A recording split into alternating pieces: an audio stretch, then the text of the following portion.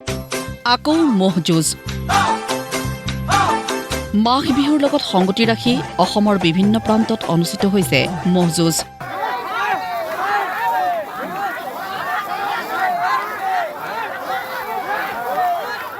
(2015) চনৰ পৰা ন্যায়ালয়ৰ নিষেধাজ্ঞা অনুসৰি বন্ধ হৈছিল মহ যুঁজ।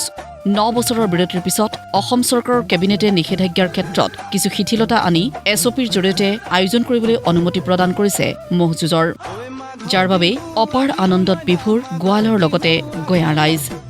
পৰম্পৰা ৰক্ষা কৰি নগাঁৱৰ গুমুঠা গাঁৱত আজি অনুষ্ঠিত হয় মহ যুঁজ। গঞা ৰাইজৰ উপস্থিতিত কৰণ কুমাৰ নেওগ সোঁৱৰণী ক্ষেত্ৰত 9 বছৰৰ বিৰতিৰ পিছত অনুষ্ঠিত হৈছে 45 সংখ্যক মহ যুঁজ।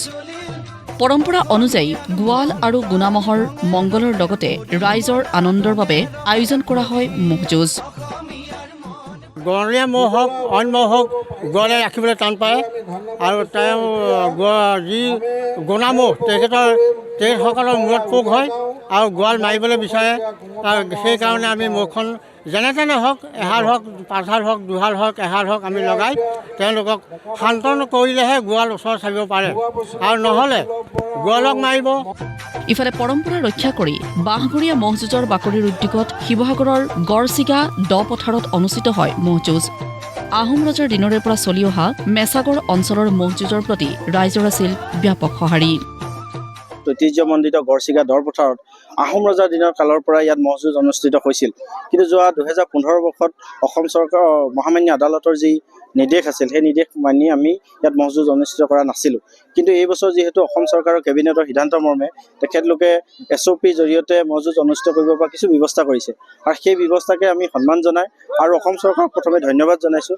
তাৰপিছতে আমি মহ যুঁজ আৰু পৰম্পৰাগত খেল ধেমালিৰ বাবে আজিৰ দিনটোত আমি ব্যৱস্থা কৰিছিলোঁ আৰু ৰাইজৰ যি উৎসাহ উদ্দীপনা দেখিছোঁ, বাঁহগড়ৰ যি ঐতিহ্য আছিল, এই গড়টোৰ কাষৰ এই গড়চিগা দ পথাৰৰ বগীদৌল মেছাগড়বাসী ৰাইজৰ যি ঐতিহ্য পৰম্পৰা, এই ঐতিহ্য পৰম্পৰাক আমি নতুন চাম উঠি অহা প্ৰজন্মক যাতে আমাৰ ঐতিহ্য, আমাৰ পৰম্পৰা, আমাৰ সংস্কৃতি ইয়াৰ সৈতে পৰিচয় কৰাই দিব পাৰোঁ, তাৰ বাবে আমাৰ এই প্ৰচেষ্টা। 1 মাঘত অনুষ্ঠিত হ'ব ঐতিহাসিক মৰিগাঁও জিলাৰ আহঁতগুৰিৰ মহ যুঁজ। উপস্থিত থাকিব অসমৰ মুখ্যমন্ত্ৰী হিমন্ত বিশ্ব শৰ্মা। লক্ষ্মীনাথ বেজবৰুৱাৰ ক্ষেত্ৰত অনুষ্ঠিত হ'বলগীয়া 52 সংখ্যক মহ যুঁজক লৈ উৎসাহিত সমিতিৰ লগতে অঞ্চলবাসী। অসমৰ মুখ্যমন্ত্ৰী মাননীয় মুখ্যমন্ত্ৰী হিমন্ত শৰ্মা ডাঙৰীয়াই যি সিদ্ধান্ত লৈছে, আমাক SOPও দিছে, সেইমতে আমি অহাকালিলৈ মহ যুঁজ পাতিবলৈ সিদ্ধান্ত গ্ৰহণ কৰি আয়োজন কৰিছোঁ। মাননীয় মুখ্যমন্ত্ৰী হিমন্ত বিশ্ব শৰ্মাদেও ইয়াত উপস্থিত থাকিব বুলি আমাক অৱগত কৰিছে, আমি জানিব পাৰিছোঁ। গতিকে আমাৰ তেখেতক আমাৰ ফালৰ পৰা আন্তৰিক শুভেচ্ছা জনাইছোঁ। আমাৰ এটা মহৎ যিটো ধৰ্ম বৰ্ণ ভাষা নিৰ্বিশেষে মহ যুঁজ স্থগিত হৈ আছিল, তাক সমূহীয়াভাৱে SOP মানি মহ যুঁজাবলৈ কোৱাৰ কাৰণে আমি তেখেতক ধন্যবাদ। মুঠৰ ওপৰত ভোগালীৰ ভোগৰ লগতে পৰম্পৰাগত মহ যুঁজ 9 বছৰৰ পিছত উপভোগ কৰিবলৈ পাই খুবেই সুখী ৰাইজ। চামগুৰিৰ পৰা নয়নমণি বৰা, নাজিৰাৰ পৰা মনোজ দত্ত আৰু ভিডিঅ' জাৰ্নেলিষ্ট দীপজ্যোতিৰ সৈতে মৰিগাঁৱৰ পৰা মানৱেন্দ্ৰ দেৱনাথৰ ৰিপৰ্ট, প্ৰতিদিন টাইম।